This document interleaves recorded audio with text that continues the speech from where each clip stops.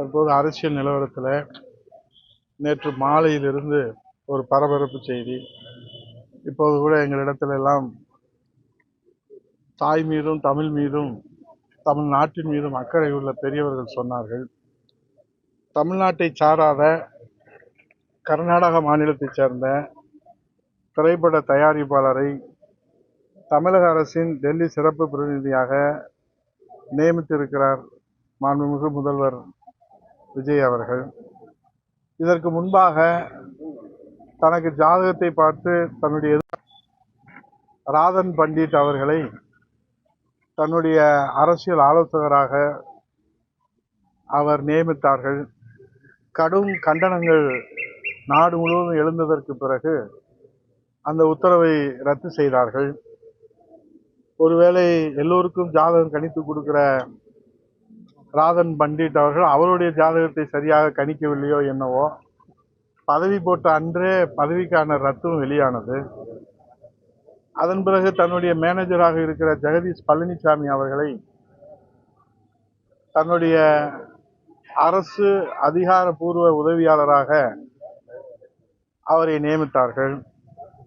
அதற்கு பிறகு தன்னுடைய வியூக வகுப்பாளர் ஜான் ஆரோக்கியசாமி அவர்கள், தன்னுடைய நண்பர் விஷ்ணு ரெட்டி அவர்கள், இவர்களை எல்லாம் தங்களுக்கான உதவியாளராக நியமித்திருக்கிறார்கள்.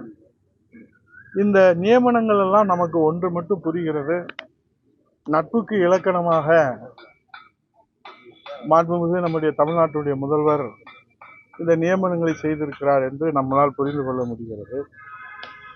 ஆனால் நேற்று மாலை 8 கோடி தமிழர்களுடைய உரிமையை தலைநகர் டெல்லிக்கு சென்று நிலைநாட்டுகிற டெல்லி சிறப்பு பிரதிநிதி பதவியில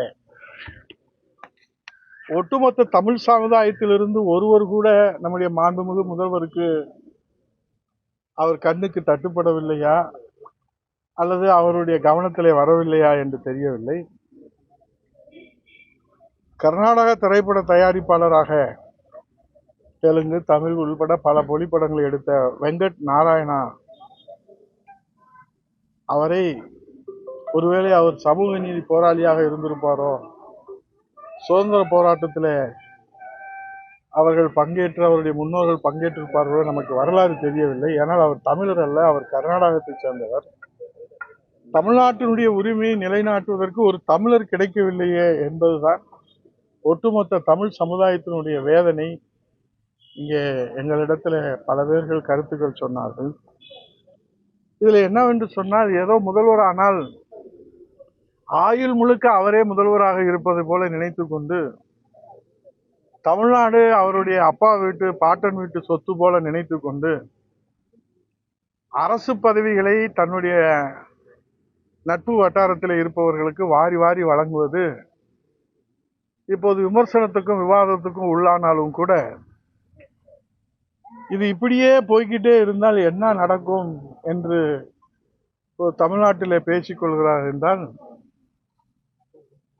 இன்றைக்கு நட்பு வட்டாரத்தில் இருக்கிற மேடம் திரிசா அவர்களை மாண்புமிகு முதல்வர் அவர்கள் இன்றைக்கு நட்புக்கு இலக்கணமாகவும் உறவுக்கு இலக்கணமாகவும் இருக்கின்ற திரைப்பட கதாநாயகியை மேடம் திரிசா அவர்களை தாய் தமிழ்நாட்டினுடைய தன்னிகரில்லா துணை முதலமைச்சராக விரைவில் அறிவிப்பாரோ என்கிற ஒரு நிலைதான். ஜனநாயகத்திலே எது வேணாலும் நடக்கலாம். ஏன்னா ஆட்சி மாறினாலும் காட்சி மாறவில்லை என்கிற வகையிலே கடந்த கால அரசின் மீது மக்கள் அவர்கள் தமிழ்நாட்டை கலைஞர் நாடாக, கருணாநிதி நாடாக மாற்ற முயற்சித்த காரணத்தினால்தான் நூலகம் என்றாலும் கலைஞர் நூலகம், சிலை என்றாலும் கலைஞர் சிலை என்று எங்கு பார்த்தாலும் கலைஞர் கலைஞர் என்று சொல்லுகிற போது தமிழ்நாடு கலங்கி நின்று இப்போது அவர்களை வீட்டுக்கு அனுப்பியிருக்கிறார்கள். அதே போன்றுதான் இன்றைக்கு ஆட்சி மாறினாலும் காட்சி மாறவில்லை என்பதை போல தமிழ்நாட்டை தன் குடும்ப சொத்தாக நினைத்து, அவங்க அப்பா வீட்டு சீதனமாக நினைத்து கொண்டு ஜனநாயகத்தில் கிடைத்த வெற்றியை ஜனநாயகம் படம் எடுத்த கர்நாடகா சேர்ந்த தயாரிப்பாளருக்கு வழங்குகிறார் என்று சொன்னால் மேகதாது உரிமை பிரச்சனை என்ன ஆகும், காவேரி உரிமை பிரச்சனை என்ன ஆகும், ஒட்டுமொத்த தமிழ் சமுதாயத்தின் உரிமை பிரச்சனை என்ன ஆகும் என்பதுதான் நமக்கு அச்சமாக இருக்கிறது. செய்திகளை உடனுக்குடன் தெரிந்து கொள்ள கீழ்கண்ட கேபிள் மற்றும் டிடிஹெச் நெட்வொர்க்குகளில் எம்நாடு செய்தி தொலைக்காட்சியை காணுங்கள்.